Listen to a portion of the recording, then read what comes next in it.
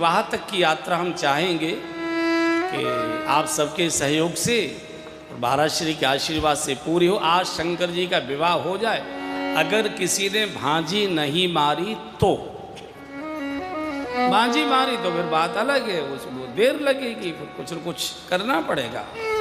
आप भी कोशिश करिए, मैं भी जल्दी जल्दी यात्रा पूरी करता हूँ, शादी हो जाए। चूँकि अभी शिव कथा बहुत बड़ी है, शिव महापुराण अभी तो शुरू होगा, चूँकि 12 ज्योतिर्लिंगों में शिव महापुराण विराजमान है, अभी तो उनका स्पर्श भी नहीं हुआ है।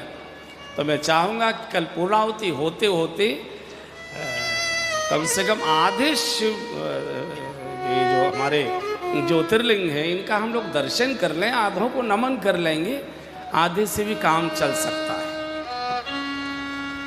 तो हिमाचल और मैना, रूखा सूखा जीवन, कोई संतान नहीं थी। घर में संतान नहीं होती है तो कोठी भी काटने लगती है, कैसी भी झोंपड़ी हो, लेकिन वहाँ बच्चों की चहल पहल है तो वो झोंपड़ी भी रसमय लगती है। और बिल्कुल बड़ा भवन हो, लेकिन कोई वो बुढ़िया दो बैठे हैं तो उनके पास लड़ने के अलावा फिर कोई काम नहीं रहता है। क्या करे बेचारे, जो ऊर्जा है जो बच्चों को खिलाने में और उनको संभालने में लगती, वो बुढ़े बुढ़ियाओं को आपस में फिर लड़ने में निकालनी पड़ती है। और आजकल ये दर्द थोड़ा ज़्यादा बढ़ गया है। या तो माता पिता को कोई पास नहीं रखना चाहता, या बच्चे माता पिता के साथ नहीं रहना चाहते।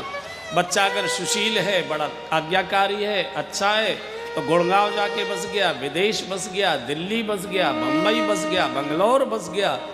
और बुढ़े बढ़िया बस चौकीदारी का ही काम करते हैं। बस इसमें कोई कुत्ता बिल्ली न घुस जाए, कोई ऐसा वैसा ना आ जाए। हिमाचल की वही अवस्था थी। लेकिन जब ते उमा से लगे जाई, जब ते उमा से लगे जाई, सकल सिद्धि संपत्ति तह छाई, सकल सिद्धि संपत्ति तह छाई, जहाँ तहाँ मुनिया सुआश्रम कीने, जहाँ तहाँ मुनिया सुआश्रम कीने, हितवास हिम भूधर दीने, उचित वास हिम भूधर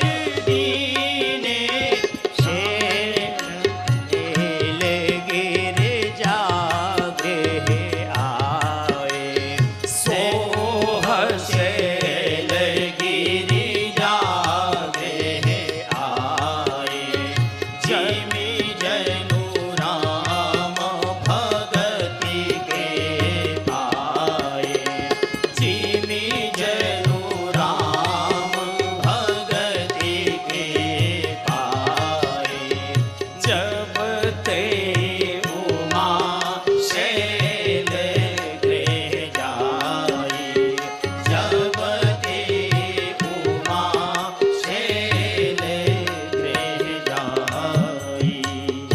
पार्वती का जन्म हुआ है, श्रद्धा का जन्म हो गया। और श्रद्धा हरी भरी होती है, श्रद्धा रसीली होती है। जहाँ श्रद्धा होती है वहाँ संत बिना बुलाए आते हैं। संतों को बुलाने का एक ही भाव चाहिए, श्रद्धा, हृदय भरा हुआ श्रद्धा का। श्रद्धा के नेत्र अलग प्रकार के होते हैं। हम सब हाथ जोड़ते हैं, लेकिन श्रद्धा के जुड़े हुए हाथ अलग प्रकार के होते, अहंकार के जुड़े हुए हाथ अलग प्रकार के होते। श्रद्धा के नेत्र अलग प्रकार के होते, अहंकार के नेत्र अलग प्रकार के। और बेटी घर में आ गई, कहते तो है कि बेटा घर में आया तो ढोलक बजी। बेटा के आने पर तो ढोलक केवल एक ही बार बजती है, 2-4 बार बजती होगी, बाद में तो खोपड़ी ही बजती है और कुछ नहीं बजता है। बेटे के आने के बाद फिर खोपड़ी ही बजती है और कुछ नहीं बजता।